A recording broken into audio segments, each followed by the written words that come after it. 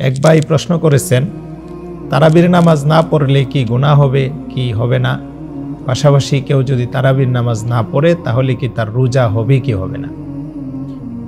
প্রিয় দর্শক শ্রোতা ভাই বন্ধুগণ, আমরা এই বিষয়টা শরীয়তের দৃষ্টিকোণ থেকে আসুন জেনে নেই।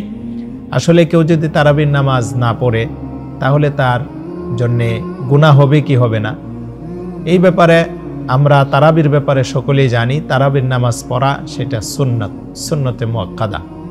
আর শরীয়তের দৃষ্টিকোণ থেকে কেউ যদি সুন্নতে মুআক্কাদা আদায় না করে, সেটা যদি নষ্ট করে, তাহলে অবশ্যই তার গুনাহ হবে।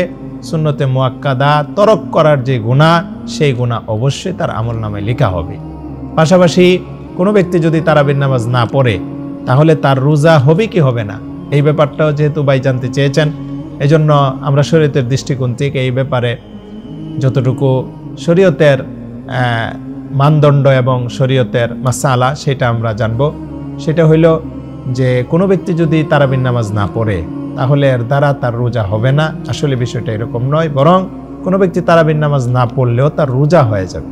কারণ তারাবি একটা মুস্তাকেল আমল, আর রোজা এটা মুস্তাকেল আর একটা ভিন্ন আমল।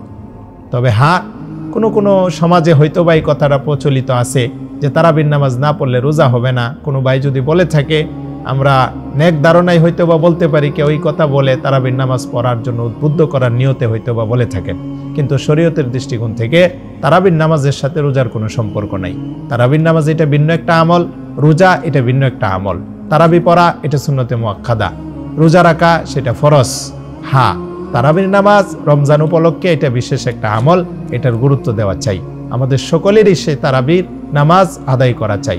তারাবির নামাজ পড়া এটা মুস্তাকিল একটা সুন্নত, পাশাপাশি সেই তারাবির নামাজের মধ্যে কোরআনে কারিমের খতম করা এটা আলাদা একটা সুন্নাহ।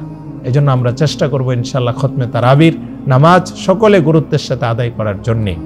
আর পাশাপাশি আমরা সেই রমজানকে সুন্দরভাবে আমল করার জন্য ইনশাআল্লাহ চেষ্টা করব। আল্লাহ তাআলা আমাদেরকে আমলের তৌফিক দান করেন। আসসালামু আলাইকুম ওয়া রাহমাতুল্লাহি ওয়া বারাকাতুহু।